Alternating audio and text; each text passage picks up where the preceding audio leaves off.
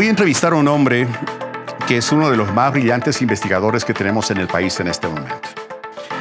Su currículum es tan largo que cuesta resumirlo. Y de hecho, hasta mi resumen resulta bastante largo, así que voy a tratar de resumirlo un poquito más, con las disculpas de nuestro invitado. Él es abogado, es investigador, ha sido secretario nacional de Participación Popular, prefecto, gobernador ahora del departamento de Santa Cruz.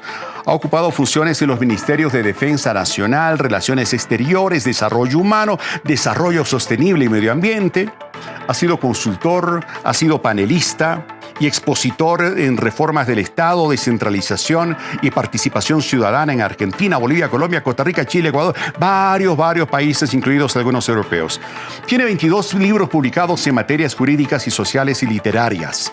Es fundador del Centro para la Participación y el Desarrollo Sostenible, Humano Sostenible, CEPAT, y de la consultora Devenir. Y hay muchas cosas más que ya en su momento seguramente ustedes lo van a leer en el Google, en el buscador. Ahí tienen todo. De Carlos Hugo Molina es nuestro invitado esta noche, a quien lo saludo en este preciso momento.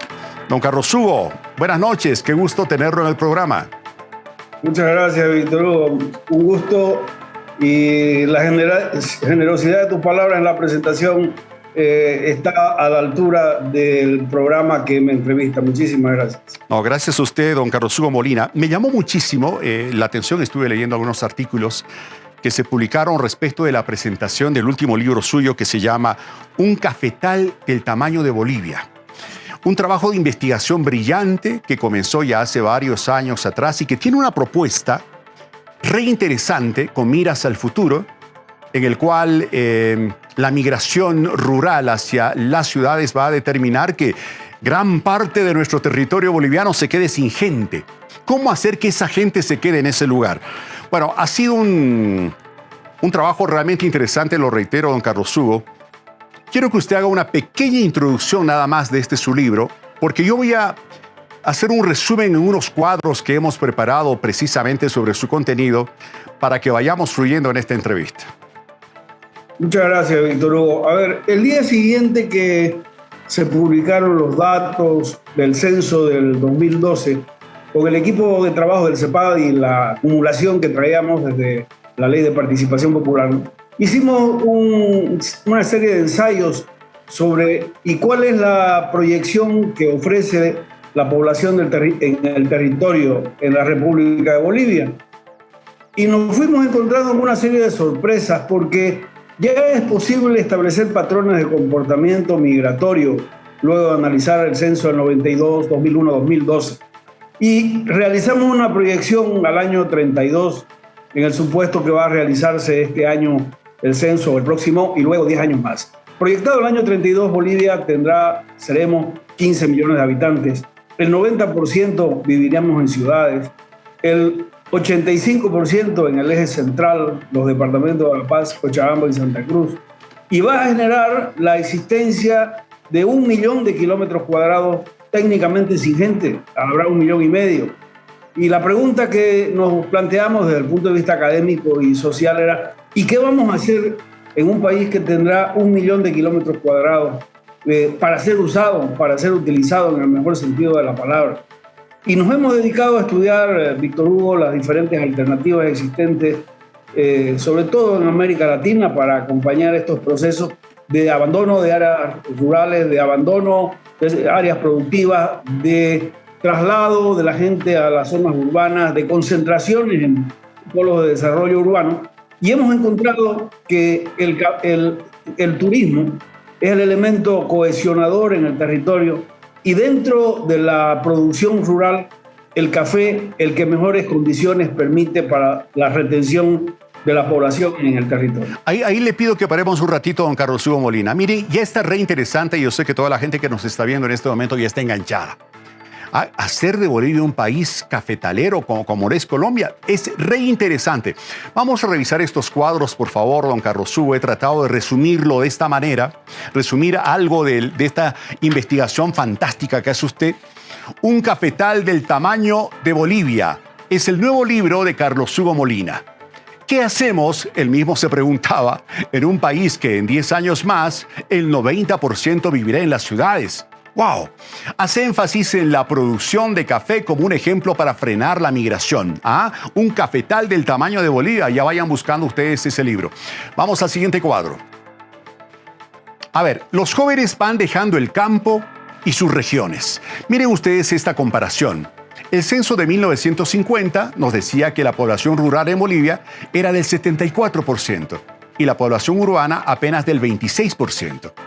El censo del 2012 nos decía que el 32% era rural y la población urbana ya era del 68%. O sea que se volcó la tortilla, pero sé que ahí don Carlos Hugo Molina tiene otra cifra por ajustes que se hicieron, dice él, que ya nos contará luego. Vamos al siguiente cuadro.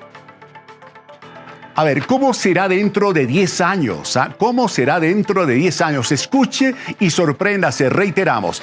El 90% de los bolivianos va a vivir en las ciudades. Bolivia tendría 1 millón de kilómetros cuadrados prácticamente sin gente. ¿Se imagina usted? Ya tenemos una densidad demográfica terrible y lo que va a hacer después, en el campo, bueno, está claro. La pandemia está acelerando los procesos migratorios. Sí, la gente se va a las ciudades. ¿Por qué? Vamos al siguiente cuadro. Reitero, todo esto se resume de la investigación que hizo Carlos Hugo Molina, a quien tenemos como invitado esta noche. ¿Qué se estudió? ¿Cuál es la investigación que se hizo? Bolivia tiene 74 municipios, ciudades que tienen una población entre 20 y 100 mil habitantes. De esos 74 municipios se eligieron 25 que fueron tomados para el estudio. Y se estudiaron variables como del medio ambiente, servicios de salud, educación, conectividad, turismo, jóvenes, disgregados en varias otras variables, que no las puedo poner en este cuadro. Vamos a lo siguiente. ¿Por qué dejan el campo? ¿Por qué la gente está dejando el campo? Es sencillo, ¿ah? La gente no tiene la mayoría de sus necesidades básicas satisfechas en el campo. Trabajo, salud, educación, conectividad. Por lo tanto, ¿qué hace? Pues no tengo esto en el campo, me voy a la ciudad. A ver, ¿qué nos propone esta investigación que hace Carlos Hugo Molina? El café boliviano es considerado muy bueno en el mundo. Colombia tiene un área territorial de producción similar al área potencialmente cafetera de Bolivia. La diferencia, Bolivia exporta $9 millones al año. Miren qué poquito exportamos. Y Colombia, ¿sabe cuánto exporta? 2.600 millones de dólares. Muchísimo dinero, y esa potencialidad precisamente, dice esta investigación, la tiene Bolivia. Y donde no se pueda producir café por las características del territorio, será almendra, miel, chía u otros, nos dice esta investigación de Carlos Hugo Molina. ¿Tenemos algo más? Ahí está. Este ejemplo me parece extraordinario. Y quiero que hagamos un dúplex, por favor, de este cuadro con don Carlos Hugo Molina, porque quiero que él precisamente nos narre esta tremenda diferencia en los precios. Mire usted, Carlos Hugo, yo trataba de su trabajo de investigación. Usted hacía referencia a cómo... A ver, cuente usted eso que estamos viendo ahí. Este precio de 45 el kilo es el que se vende en el mercado en Oruro los días miércoles y sábado en una carretilla que lleva el productor y que hace de Oruro una de las ciudades con mayor consumo potencial en Bolivia. Y efectivamente el precio del kilo del café es 45. Y resulta que la producción boliviana en la zona de Caranavi, Sol de la Mañana se llama, esa es una variedad que se produce en Caranavi y que lo vende la cadena Starbucks, vale 32 pesos. 32 dólares. 32 dólares el cuarto de libra. Ahí tengo que ser más preciso. El cuarto de libra vale 32 dólares. Ese es el nivel de competitividad que podemos llegar a tener. Y estoy muy agradecido, Víctor Hugo, con la lectura y el resumen que han elaborado, porque han encontrado el meollo, el punto fundamental. El café es el emblema. Donde no se pueda plantar café, este país tiene todas las potencialidades. Y hay un cuadro más que podría terminar de cerrar estos datos que has presentado. Y es que en Colombia hay 570.000 productores de café que tienen un promedio, cada uno de ellos, entre 1 y 1,5 hectáreas solamente, fíjate el dato, 570.000 productores con 1 hectárea o 1,5 hectáreas en producción. Bueno, en Bolivia tenemos 2.300.000 unidades tituladas y saneadas por reforma agraria, distribuidas en todo el país, y ninguna de ellas con menos de 10 hectáreas, ninguna. El promedio en el oriente por la distribución de la reforma agraria era o es de 50. Entonces, aquí es donde viene el elemento comparativo. Y efectivamente los datos que has colocado son rotundamente contundentes y están explicados en el libro. Bolivia tiene la misma área potencial de producción de café que Colombia. Los colombianos son marcianos, son venusinos. ¿Qué nos pasa? ¿Por qué no logramos nosotros desarrollar esto? Esta es la provocación académica fundamentada con todos los datos necesarios como para que esta ilusión y esta esperanza no sea una quimera ni sea una utopía.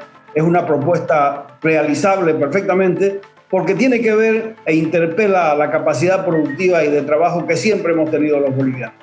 A ver, don Carlos Hugo Molina, tenemos un cuadro más y quiero que usted lo narre del mercado que tenemos actualmente del café. Vamos a ver ese cuadro, por favor. Ahí está. El 2018, el mercado del café, el mercado mundial, equivalía a 6.800 millones de dólares. 6.800 millones de dólares. Se calcula que para el año 2026, ese mercado va a demandar 12.600 millones de dólares. Si tuviéramos un pedacito de esa plata, nos iría muy bien, ¿verdad, don Carlos Hugo Molina? Exactamente esa es la pregunta que provoca la reacción que debiera ser positiva. Este dato está dado en función del consumo del café de altura, del denominado como café arábica, que es el que producimos en Bolivia, en la zona de Yungas. Ustedes saben, Víctor Hugo, el 96% del café producido en Bolivia se produce en Yungas.